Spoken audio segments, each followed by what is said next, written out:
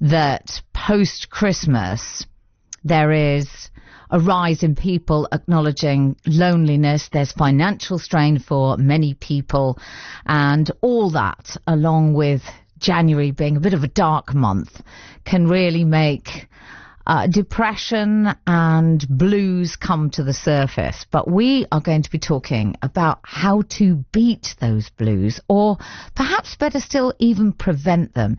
So I'm joined now by Alice Hendy, who is the developer of Ripple. They are a charity who offer a free digital crisis tool for depression and related online services. And Alice, I guess we should say first of all that we may touch on subjects that are triggering for people. Am I right?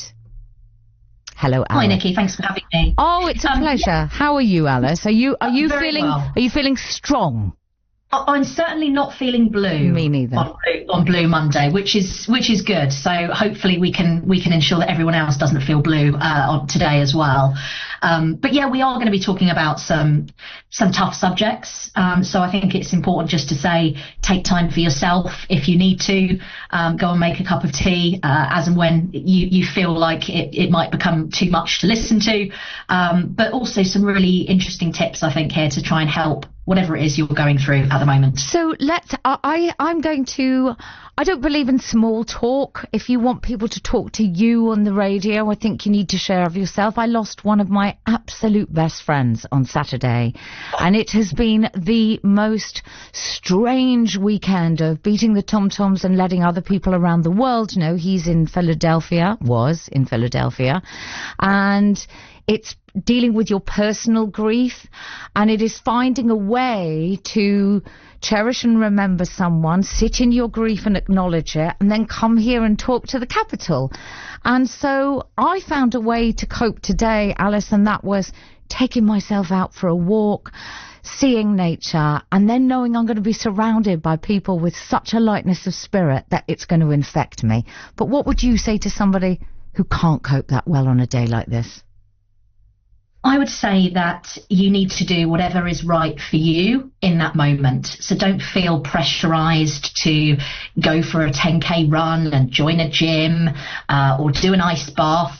Actually do something that is good for you and that feels manageable for you in that moment. Now, that might well be those examples that I've just given, but it could also be ordering a pizza, sitting down, watching Netflix, taking time for yourself to watch a film, going to have a nap if you can, flexing your hours at work. Whatever it is that works for you, that's what you need to be doing.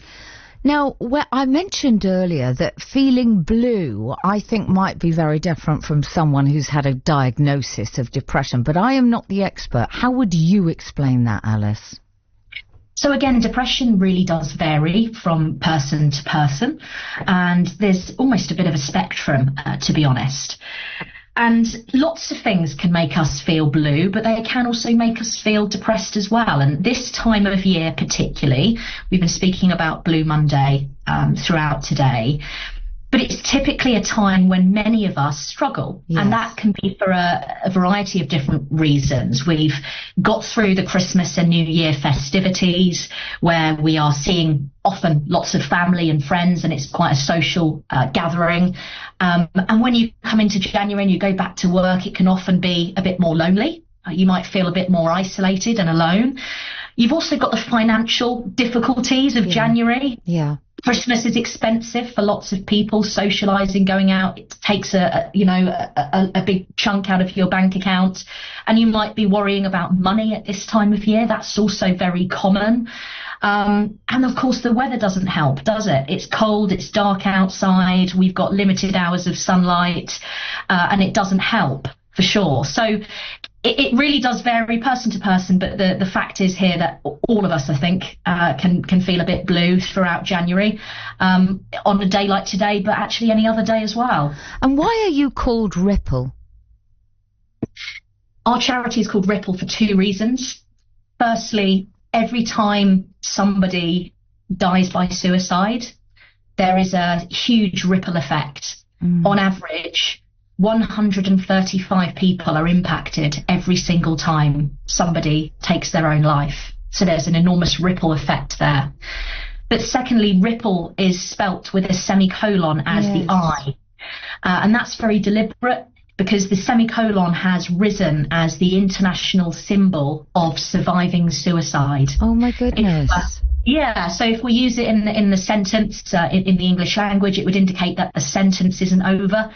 And in this case, what we're saying to you is, your life isn't over. Keep going. There's more to come. And so what is it that Ripple wants to be able to help somebody feeling particularly desperate or searching for information about depression, the blues, whatever we want to call it? What do you offer? Ripple offers a piece of technology as a browser extension that you can put on any browser that you use on your computer, Chrome, Edge, Firefox, Safari.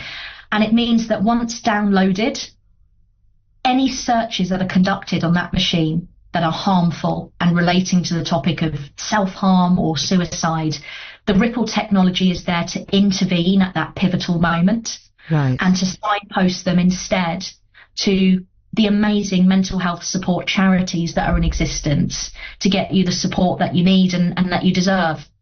What do you think the role of the internet and social media has had in relation to people feeling depressed and desperate? The internet and indeed social media has been amazing for many, many different reasons. But there is also a dark side here as well. And unfortunately, there is some material on the internet that is harmful and that doesn't do our mental health any good. So we need to be aware of that. We need to limit ourselves where possible on social media. We've all heard of doom scrolling, haven't we, where we can spend hours upon hours scrolling social media, and by the end of it you think, wow, I've just lost an afternoon there just looking at random videos. It's really a case of just trying to limit your time spent around these particular topics.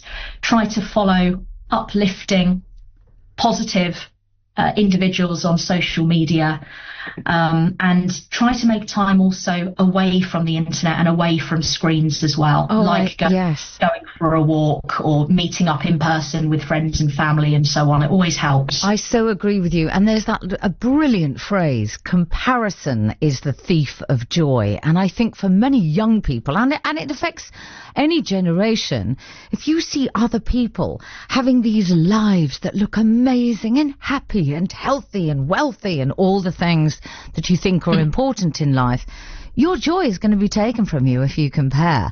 And that, unfortunately, is what we can get sucked into on social media. So that's great advice to, follow people who have the right kind of approach to life. But finding that is easier said than done, isn't it? It is, but I think it's also important to be real on social media. We often do see some people on social media who have got the so-called perfect life, but ask yourself, would they be posting about the days where they're not feeling as good about themselves, where they're not on holiday and so on and so forth? Because we've all got things that are going well, and we've all got things that are going maybe not so well as well. But it's those points, sadly, that don't get put on social media to be real and transparent, really, with how you're actually doing. So it unfortunately does vary a lot from person to person. I always think, Alice, that there are only 3 things we can take away from a 10 or 15 minute conversation, and as long as somebody can hold on to 3 things, we've done our job. So you're saying do what's right for you. Don't do the doom scrolling. Do get away from something like that. And then the third thing is obviously that people can find out more about Ripple. So tell us how they do that. Absolutely. You can find out more about the Ripple Suicide Prevention Charity by visiting our website, which is ripplesuicideprevention.com. And we are also available on social media, Facebook, LinkedIn, Instagram, X, and YouTube as well. Or you can drop us an email, which is info@ripplesuicideprevention.com. Alice, thank you so much for your time today, and may you go from strength to strength. That's Ripple with a semicolon for the I. And as you heard, that is become the international symbol for people who have survived suicide. If you have been affected by any of the conversation that we've